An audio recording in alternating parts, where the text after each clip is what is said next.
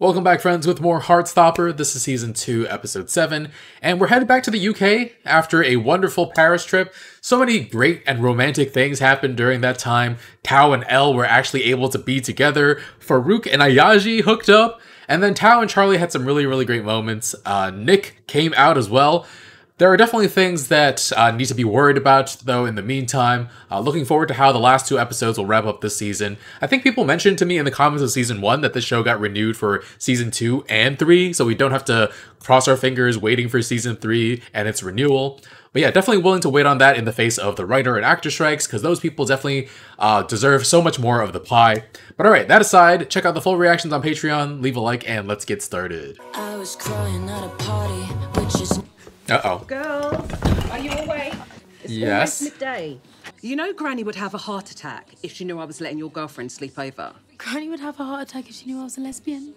That may be true, but it's about the principle. No sleepovers tonight. No sleepovers tonight?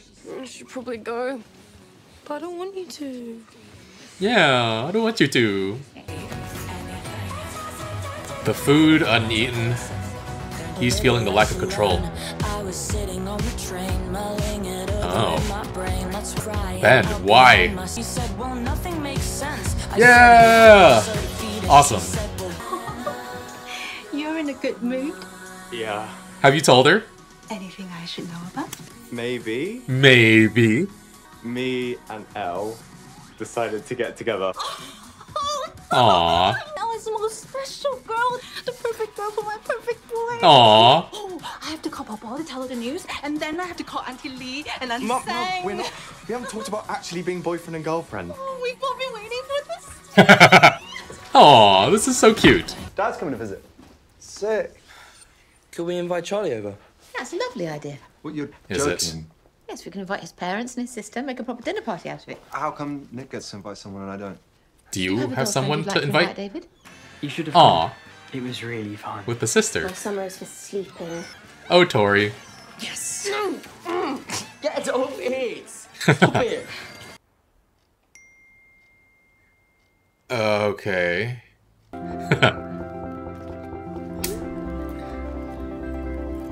Nice.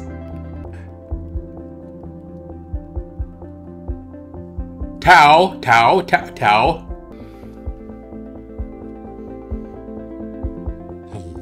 Oh, she feels it too.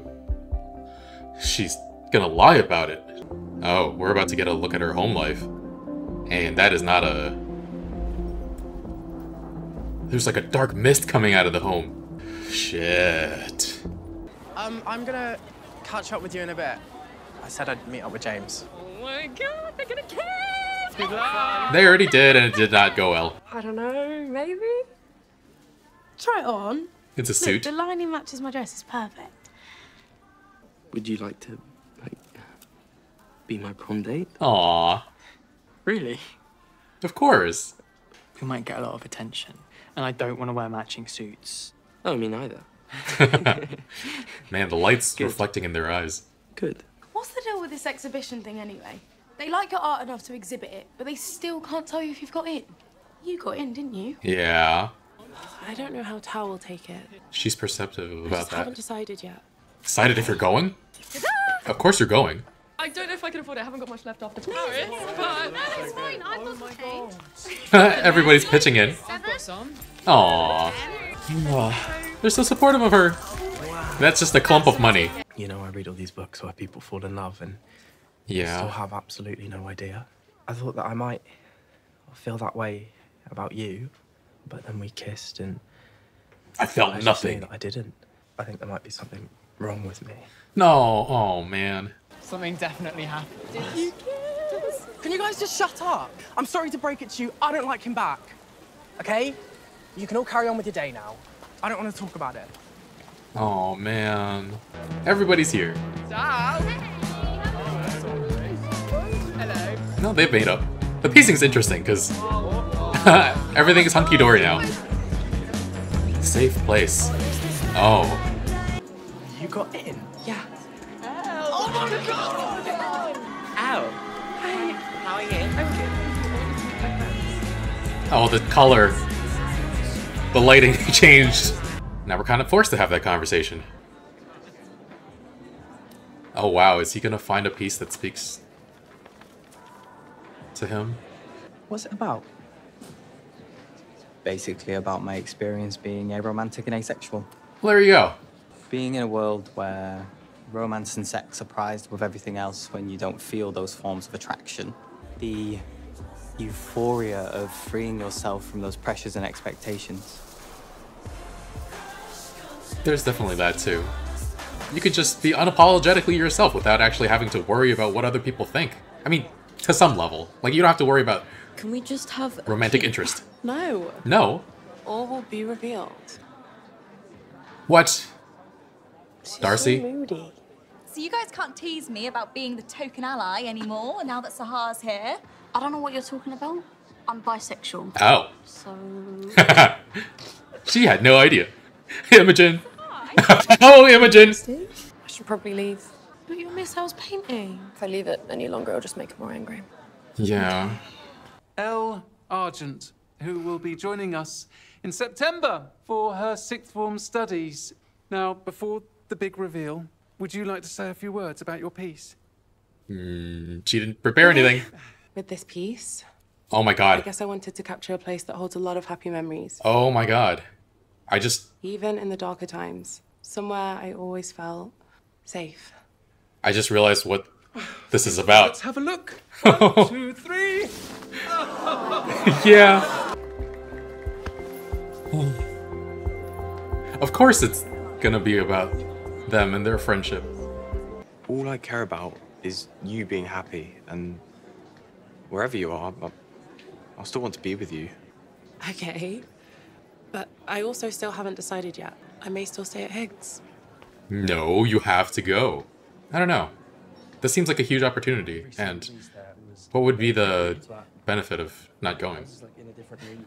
Oh boy. I just want to apologize. I'm not going back to Truro for sixth form, so if you really hate me after this, you'll never see me again. Oh boy. He's leaving. Okay. I know I was a piece of shit, but I really liked you. If I just had more time. I want to be like you two. My parents would never accept who I really am. I'm sorry for everything. Do you remember the first time you kissed me? You didn't even ask. Oh. You didn't pause to wonder whether it was what I wanted. I didn't realize that you had all the control. When I eventually did realize, I thought,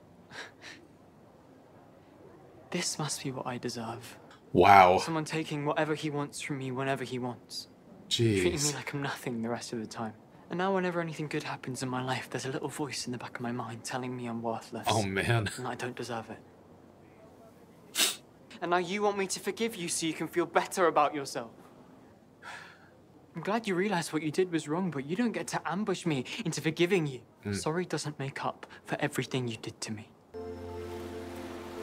Oh, wow.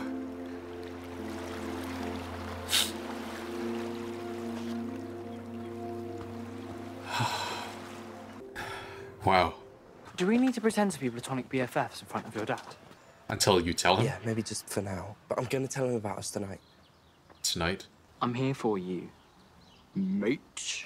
A mate? Did not just call me mate. Pal. Pal. Bro. Straight friend. You guys should come and join us. Look, it's Toulouse and Montpellier. Look at that, look at that. Oh, David. Is David gonna out them? Come on. How's it been since he got here? It's been fine. It's been fine. Fine. If you had to repeat it, He's got no right to know. You don't owe him a thing. Yeah. I'm not doing it for him, I'm doing it for me. It's a long story. Yes. Oh, Do you Charlie. do it often, Stefan? As much as I can. Which is how often? My job, it keeps me very busy. You should see some of the places Dad renovates. Insane. Work isn't everything, you know. Oh, Tori with the huge eye roll. Dad, has Nick told you how he met Charlie? Oh, God. Yeah, no, he hasn't. We got sat together in school and then Charlie joined the rugby team. Oh, you play rugby, Charlie. I'm not very good. It's a very attractive sport to women. Uh-huh. Have neither of you boys found girlfriends? Nope. Yeah, I'm not sure Nick's too interested in looking for girlfriends, really. Oh. Charlie's my boyfriend. Surprise.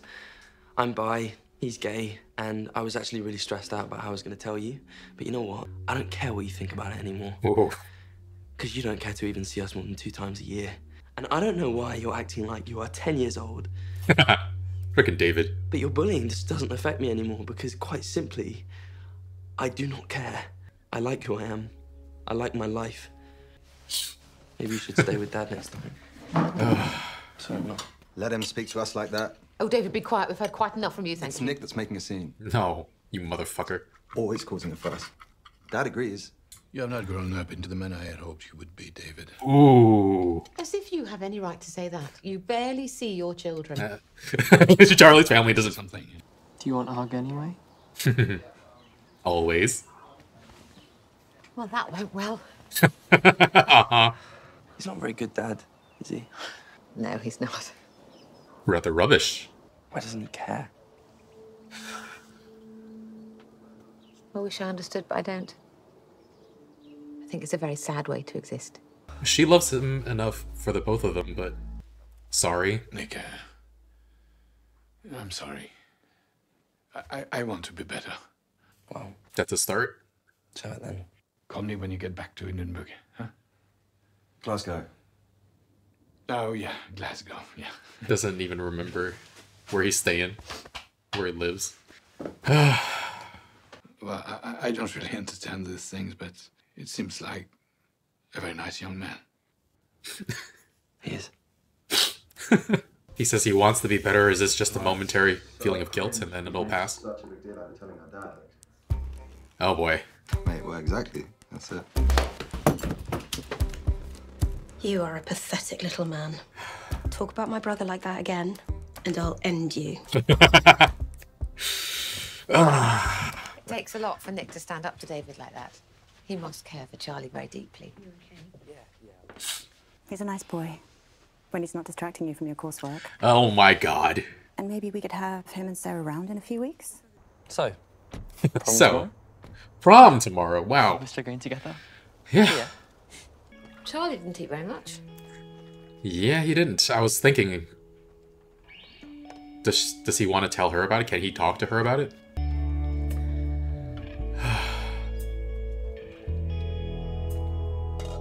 All she has to do is look over his shoulder, and she'll know what's up.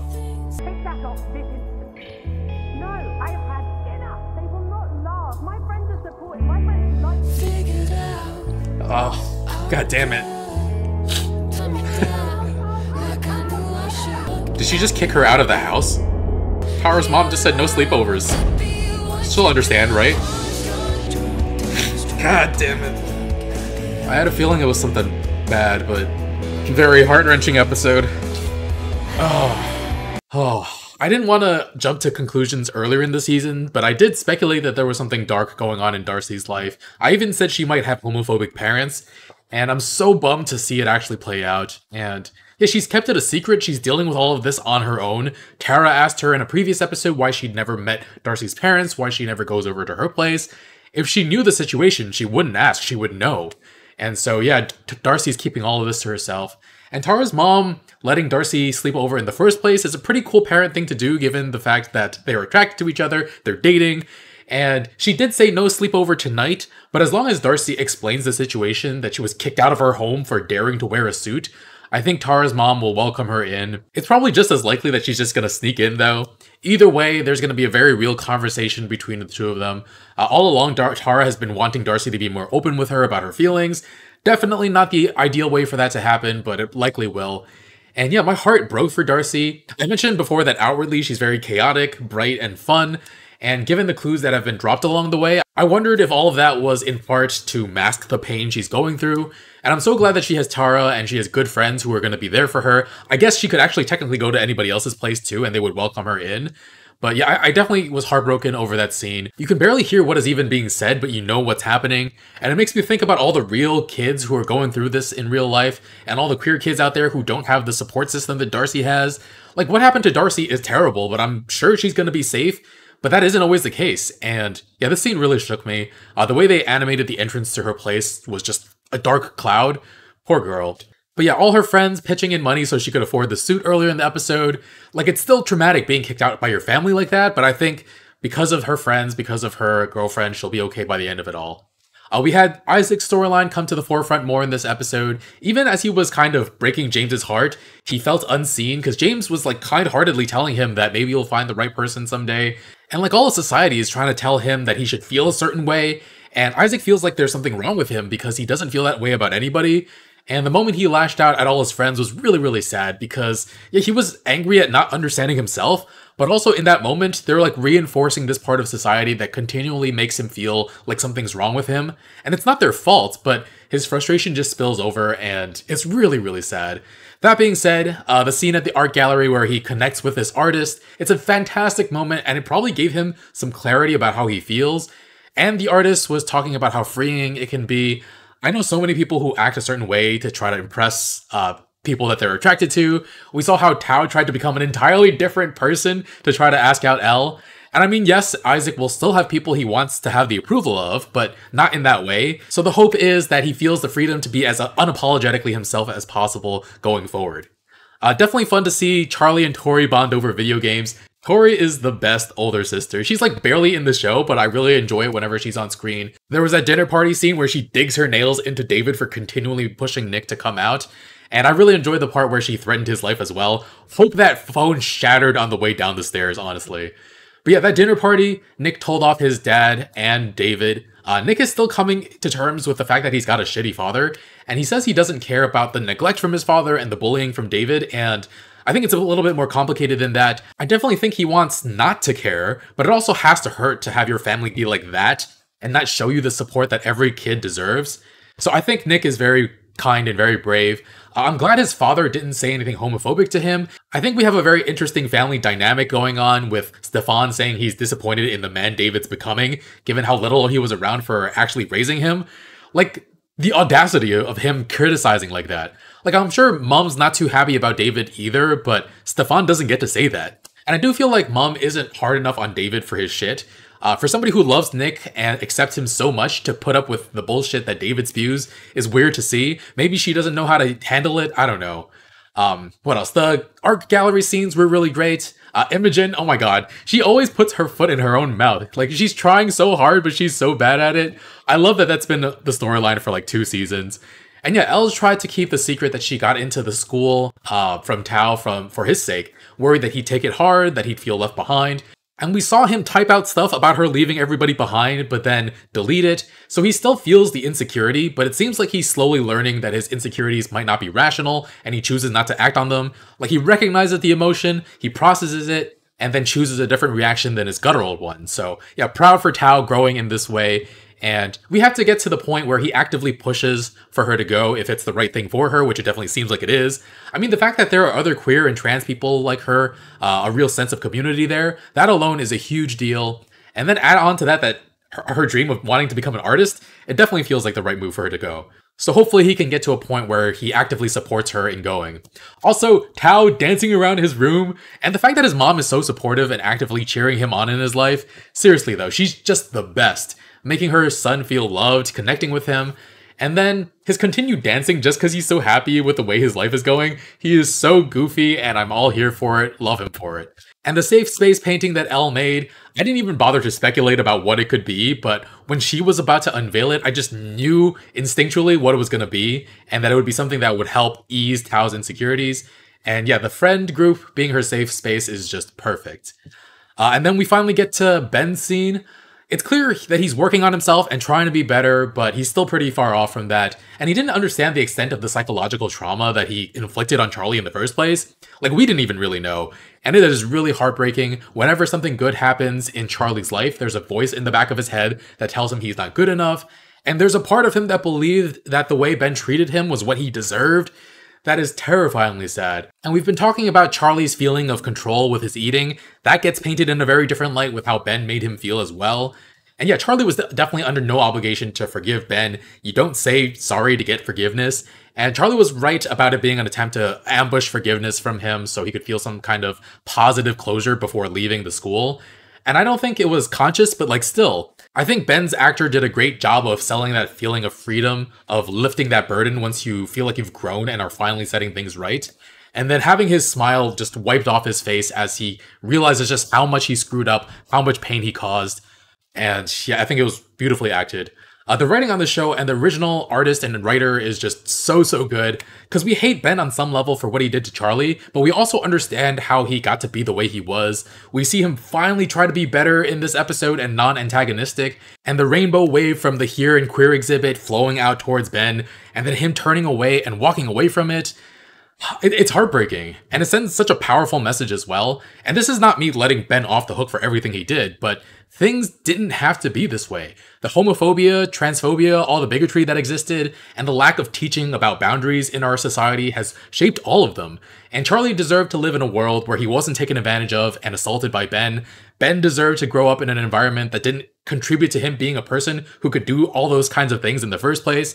And all the characters in the show, all of these queer people in the real world, deserve to grow up knowing that they'd be accepted regardless of who they wind up loving or how they express their gender identity. They deserve to live and thrive in a world that isn't just accepting or tolerant of them, but also loves them, takes care of them on an individual and structural level as well. So yeah, this episode really hit hard. Anyway, that's going to be it for me. Thanks for watching. Full reactions, early reactions are on Patreon. You can check that out in the link in the description below. Leave a like, and I'll see you guys next time with more. Bye, friends.